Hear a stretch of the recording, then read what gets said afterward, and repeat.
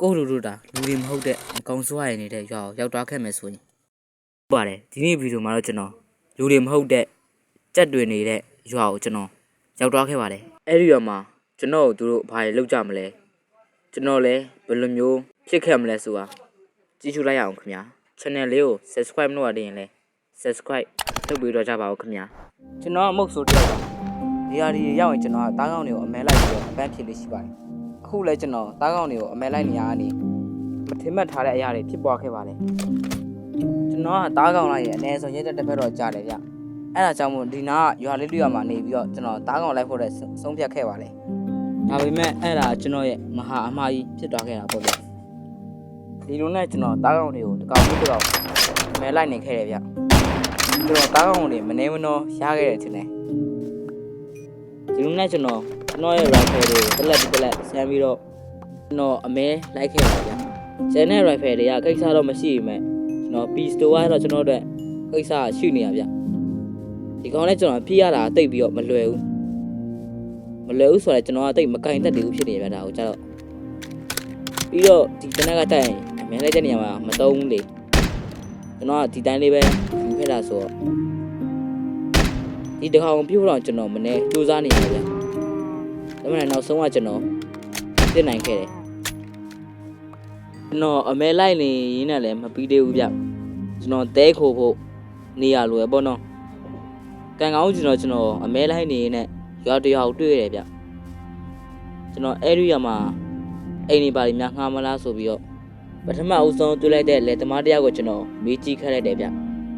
အခုခင်ဗျဒီရွာမှာအိမ်ငှားတွေပါလိမ့်များရှိလားခင်ဗျအိမ်ငှားတော့ရှိတယ်ညီရွာထဲဝေကြည့်အိမ်ငှားက3-4အိမ်လောက်ရှိသေးရဲ့ချင်းနဲ့ဟုတ်ကဲ့ဒါဆိုရင်ကျွန်တော်ခွင့်ပြုပါဦးနော်အဲ့ဒီမှာရွာရဲ့အစွန်ဆုံးနေရာမှာရှိတဲ့အိမ်တိုင်ကိုကျွန်တော်တွေ့ခဲ့ရဗျအဲ့ဒီအိမ်ကငှားမလားဆိုတာကိုကျွန်တော်မေးကြည့်ခဲ့လိုက်တယ်အိမ်မှာတော့အိမ်ပိုင်ရှင်ရှိနေခဲ့ဗျသူကငှားမလားမငှားဘူးလားဆိုတော့ကျွန်တော်လည်းမတည်ချဘူးပေါ့ဒီအိမ်ကငှားမလားမတည်ဘူးခင်ဗျကိုလူကအိမ်ငှားတာဟုတ်ပါတယ်ခင်ဗျဒါဆိုအတော်ပဲကိုလူရဲ့ဒီကိုကျွန်တော်ငှားဖို့စီစဉ်ထားတာဗျအများရောက်တော့ကွက်တီပဲရောဗျဟုတ်လားဗျဒါဆိုရင်တော့အတော်ရောဗျဒါနဲ့ဒီရင်ကဘယ်လောက်လဲဗျကိုလူကဘယ်လောက်နေမှာလဲကျွန်တော်က9ရက်လောက်နေဖြစ်မှထင်တယ်ဒါလေ9ရက်ဆိုရင်ကျွန်တော်6000ပဲပေးလိုက်ဗျဟုတ်ကဲ့ဒါဆိုရင်လည်းကျွန်တော်ဒီရင်ကိုငှားလိုက်ပါမယ်နော်ဒီလိုနဲ့ကျွန်တော်အင်းရဲ့ဘေးဘက်ဝင်းကျင်ကိုကြည့်လိုက်တယ်ဗျအင်းကတော့တကယ်အနေချင်းစရာလေးပါပြင်လန်နဲ့လည်းနေတော့နေရထိုင်ရပို့ပြီးအဆင်ပြေတယ်ဗျ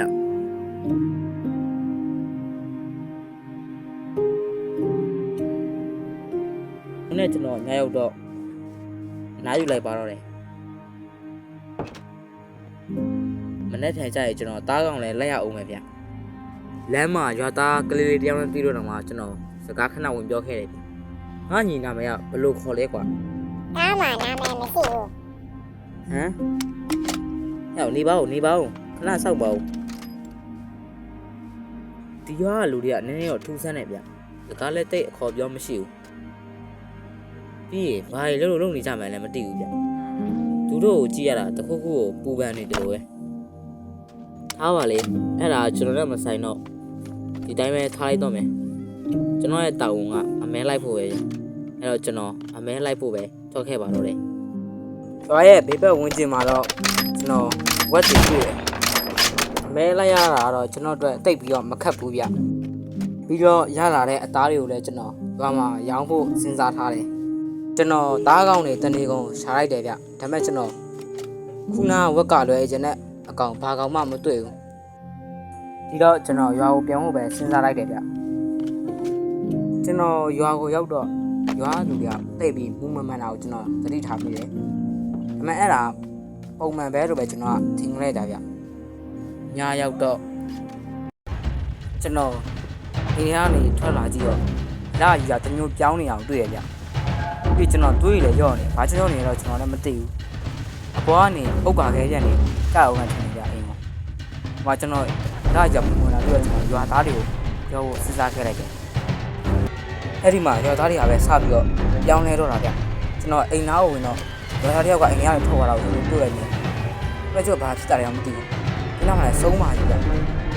ဆုံးမကြီးကကြောက်စရာကြီးဗျဘလို့ကြောက်မသိဘူး တော်ဆုံးမရင်ပေချာကြည့်နေခဲ့လိုက်တယ်ဆုံးမရင်ဘယ်ကိုပြောင်းလို့လဲမသိဘူးကျွန်တော်ရွာသားတယောက်တွေ့ရွာသားရဲ့ကျွန်တော်လာဗျဒီကရွာသားရဲ့ကောင်ကကျွန်တော်လိုက်ပြီးတော့တိုက်တော့ရွာသားတယောက်ထဲတင်မဟုတ်ဘူးဗျရှိသမျှအရာအားလုံးကအဲ့လိုမကောင်းစွာပြစ်ကုန်မှာရွာသားတွေရဲ့ပြီးတော့နွားတွေကလည်းပုံမှန်နွားနေတာမတူတော့ဘူးတောင်းကြောက်ချကောင်းတာအဲ့ဒီမှာကျွန်တော်ရွာသားတွေရဲ့ဒီကလှုပ်အောင်လို့ကျွန်တော် blog ဆင့်ပြီးတော့ရွာသားတွေကိုအပေါ်ကနေတနက်နေ့ပြဖို့စဉ်းစားခဲ့တယ်ဗျ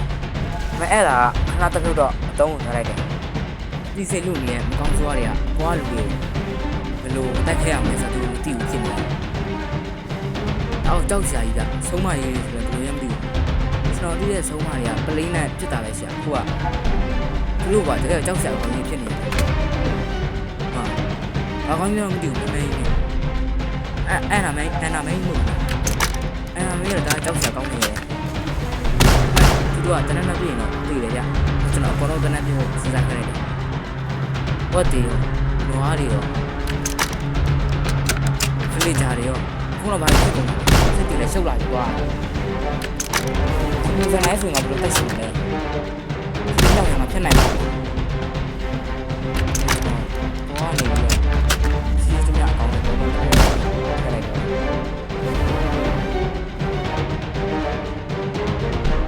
ဒီမှာရှိရဲ့အရာအားလုံးကကျွန်တော်ကောင်းသွားတယ်။ဟုတ်ပြီလား။တော့သွားပြီခါပဲ။လာပုံစံတော့ဝိုင်း။တော်လို့သွားထက်နေပုံစံမျိုးရ။ကြောက်ချာကြီးရာဘယ်ဖြစ်တာလဲဒီခါအိုးကျွန်တော်မီးတော့နေရတော့အောက်ဆင်းရတော့မယ်ဒီရှိရနေအောင်ဆင်းရတော့ကျွန်တော်အိတ်ထဲကိုဝင်ပြီးတော့အိတ်ထဲကနေပြီးတော့အဲ့ဒီကောင်းစွားတွေကိုကျွန်တော်တနက်နေ့ပြဖို့ဆုံးဖြတ်ခဲ့လိုက်တယ်အဲ့ဒါမင်းရောမှန်ပါမလားအဲ့ဒီကောင်ကအိတ်ထဲကိုဝင်နိုင်မှုတော့ပြောနိုင်မှာငါမသိတော့ဘူးကွာကျွန်တော်အိတ်ထဲကနေပြီးတော့ဒီကောင်တွေပဲပြဖို့ဆုံးဖြတ်လိုက်တယ်ခလေးကြမကောင်းဆိုတော့ကျွန်တော်တို့လုံးဝဝိုင်းနေတာဗျသူကကျွန်တော်လုံးဝအလွတ်မပေးဘူးဆိုပုံစံမျိုးနဲ့ကိုလိုက်နေတာ။မင်းကအိမ်ကိုနည်းနည်းထည့်ရမယ်။အမပြရမှာအစီအစဉ်ပါဗျ။ဒီကဘာရာကြီးလဲကွာ။အားလေးဘယ်လိုဖြစ်ကုန်တာလဲ။ဘာဖြစ်လို့ညမရောက်ဘူးတော့အဲ့ဒီကောင်ကမကောင်းစွာဖြစ်ကုန်တာလေ။ဒီကရောဘယ်လိုရာမျိုးလဲ။ကျွန်တော်စဉ်းစားတာခက်သွားပြီ။ဒါပေမဲ့အခုကျွန်တော်အသက်ရှင်ဖို့လိုတယ်အဲ့တော့အသက်ရှင်အောင်ပဲကျွန်တော်နေထိုင်ရမယ်ဗီလေဂျာမကောင်းစွာရပဲပျောက်သွားရတယ်သူရဲ့ပါဇက်တွေကတကယ်ကိုပြဲထွက်နေတာဗျဟုတ်ကြောက်ဆရာကြီးဗျကန်ကောင်းကျွန်တော်သူတို့ကတနက်နေ့ပြည့်ရင်တော့တေတယ်ဗျအဲ့ဒါသူကကောင်းတယ်သူကတက်ရင်တေတယ်ဆွဲတော်ပဲဟုတ်မှာကြည့်ရဲ့နေတာတွေကဝက်ကြီးကိုလည်းကျွန်တော်တနက်နေ့ပြတ်တက်ခလိုက်တယ်အင်တာနက်အဲ့ဒီအကောင့်တွေမဟုတ်ဘူးဗျပစ်ကလေးတွေပါရောက်လာတာပစ်ကလေးတွေပါဘယ်လိုရောက်လာလဲကျွန်တော်လည်းပြောတတ်တော့ဘူးဒါပေမဲ့ကျွန်တော်တက်လို့ရတဲ့နေ့အကုန်လုံးကျွန်တော်တက်ရမယ်ကျွန်တော်မီးတိုင်ရှိရယ်မီးတိုင်ကိုရင်ထုံးထားမှအကုန်လုံးလင်းနေโอเคမီးတိုင်ရပြီလင်းပြီဒါကဘယ်လိုညကြီးလဲကွာဒီတိုင်းနေတော့ကျွန်တော်မဖြစ်တော့ဘူးဒီရွာကောင်းမှကိုဖြစ်တော့မယ်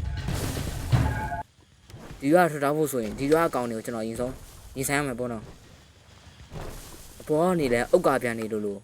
မီးလုံးနေလားဘာတော့မသိဘူးကြားတော့ကြားနေရပဲဗျတကယ်ကိုကြောက်စရာကြီးပါဗျကျွန်တော်အိမ်ဘေးနားမှာတော့မကောင်းစွားတွေမရှိတော့ဘူးထင်တယ်ဗျကျွန်တော်တက်တာလဲညာဝိုင်းဆိုတော့ကျွန်တော်အိမ်ပြင်ကိုထွက်ကြည့်မယ်ကျွန်တော်အိမ်ပြင်ကိုထွက်တော့အမှဗီလေဂျာမကောင်းစွားတွေတခါနဲ့တွေ့ရအဲ့သူကျွန်တော်တနက်နေ့ပြစ်တက်ခဲ့ရဗျ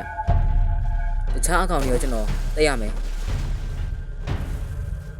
တကယ်ကိုဘလို့ညကြီးလဲကွာဗီလေဂျာမကောင်းစွာတော့ရှိသေးလားရှိသေးရင်တော့ကျွန်တော်အကုန်လုံးတုံ့တင်ပြရတော့မှာပဲဟာဘာလဲဟာဒီကောင်လူကောင်းလားဘာလဲတခြားကောင်တွေမကောင်းစွာဖြစ်နေတဲ့အချိန်သူကဘာဖြစ်ဘူးလားဟာအဲ့ဆိုဒီကောင်မှာကောင်းတဲ့လူရောရှိသေးရလားစင်းတော့စဉ်းစားစရာပဲဗျကြည့်ပါဒီလူကြရင်ဘာမှလည်းမဖြစ်သလိုပဲရွာသားတွေအကုန်လုံးပြန်ပြီးတော့ပုံမှန်လိုဖြစ်သွားတာအော် မိုးလေးလာပြီဆိုတော့သူတို့ကတာမန်လူတယောက်လိုဖြစ်သွားတာပေါ့ဒါပေမဲ့လာပြီးညရောက်တဲ့အချိန်ဆိုဒီတရွာလုံးကမကောင်းဆိုးရဖြစ်ကုန်တာဒါဆိုရင်ဒီရွာ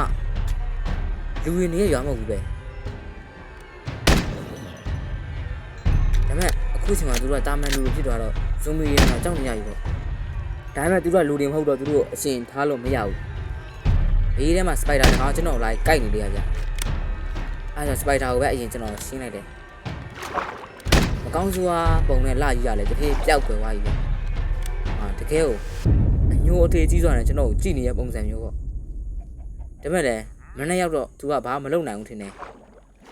ဒီတိုင်းပဲသူ့ဘာသာသူပျောက်ကွယ်သွားတော့တယ်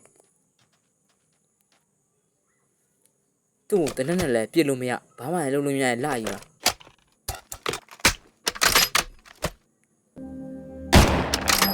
သူ့တနက်နဲ့ပြစ်ကြည့်ရဲဒါပေမဲ့မရဘူး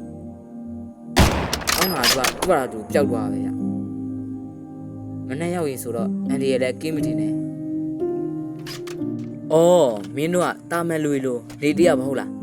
ဟမ်လူရောင်ဆောင်ထားတဲ့မကောင်းဆိုးရတယ်ငါမျိုးတရွာလုံးအရှင်းမထားဘူးမင်းတို့ရွာရှိနေတွေ့တော့ငါလူမျိုးခရီးသွားတယောက်ဒီရွာကိုအချိန်မြေရောက်လာနိုင်တယ်အဲ့ဒါကြောင့်မင်းတို့ကောင်တွေအကုန်လုံးငါတက်ပြရမယ်ကွာမင်းတို့ရောတက်မရှိရဘူးဒီရွာရောမရှိရဘူးကွာအဲ့လိုနဲ့ကျွန်တော်ညသားတွေအကုန်လုံးကျွန်တော်တက်ဖို့ဆုံးဖြတ်လိုက်တယ်ဗျလူမဆန်တဲ့အကောင်တွေသေဖို့ပဲထိုက်တယ်တဲ့အကောင်တွေတယောက်ကမှငါအရှင်မထားဘူးအကုန်လုံးတက်ပြစ်မယ်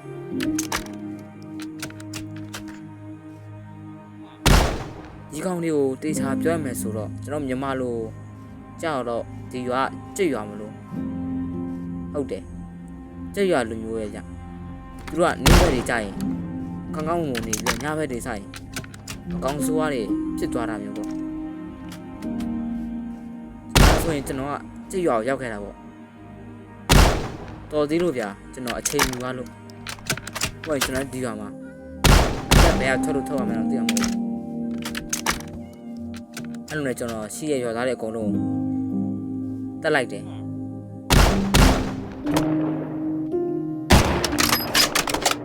ဒီ Iron Golem လဲတာမန် Iron Golem တော့မဟုတ်တော့ဘူးပေါ့အဲ့ဒါကြောင့်ကျွန်တော်အဲ့ဒီ Iron Golem ကိုလည်းတက်လိုက်တယ်နေတာပေါ်တဲ့နားမှာတော့မှအဲ့လိုမျိုးနေတာတွေကပေါ်လာတဲ့ဝက်ကြီးကြောင့်ကျွန်တော်တက်လိုက်ရတယ်ဗျတက်လို့ပြီးတော့ကျွန်တော် chest ကိုနှိုက်ကြည့်ရောအမှမီးဘော်လုံးတွေတွေ့ရဗျအဲ့ဒါကျွန်တော်အဲ့ဒီမီးဘော်လုံးတွေနဲ့ကျွန်တော်ဒီရွာကိုမီးရှိုးဖို့ဆုံးဖြတ်လိုက်တယ်ကျွန်တော်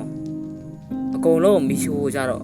မလောက်ဘူးဖြစ်တယ်ဗျဒါပေမဲ့ကျွန်တော်ရားသလောက်တော့ရွာကိုဖျက်ဆီးသွားမယ်ဒါမှအဲ့ဒီကောင်တွေနောက်ကကျရင်ကျွန်တော်တို့လူမျိုးတွေကိုလှည့်မယ်စားရဲမှာဒီရွာကလည်းရှင်းဖို့မထိုက်တဲ့ရွာပဲကျွန်တော်ရွာကိုမီးရှိုးပြီးတော့ကျွန်တော်အဲ့ဒီရွာကပဲအမြန်ထွက်လာခဲ့ရတယ်ဗျတော့ကြာညရောက်နေမကောင်းဆိုးရတွေပြန်ပြီးတော့ပေါ်လာဦးမယ်ထင်တယ်လမ်းမှာတွေ့တဲ့ပစ်ကလေးတွေကိုလည်းကျွန်တော်မှရှိရလက်နဲ့ပဲအကုန်လုံးဖြည့်ရှင်းခဲ့လိုက်တယ်ဗျဒီကောင်တွေကလည်းဒေတာတွေကလည်းဘလို့ပြီးတော့ကျွန်တော်တို့ overwatch ထဲကိုရောက်လာတယ်တော့မသိဘူးဒါပေမဲ့ဒီကောင်တွေကလည်းရှိမနေတဲ့အကောင်တွေဆိုတော့ကျွန်တော်အကုန်လုံးတက်ပစ်ခလိုက်တယ်အဲ့ဒီလိုနဲ့ပဲကျွန်တော်အဲ့ဒီရွာကနေပြီးတော့ထွက်လာခလိုက်တယ်ပေါ့ဗျာကိုလူတို့လည်းနောက်ဆိုရင်ကျွန်တော်လိုမဖြစ်အောင်ဂရုစိုက်ကြပါတွေ့ရမြရွာတိုင်းကိုလည်းတာမန်ရွာလို့ပဲမထင်လိုက်ကြပါနဲ့ခင်ဗျဒီလိုကြက်ရွာမျိုးဖြစ်နေနိုင်ပါလေခင်ဗျ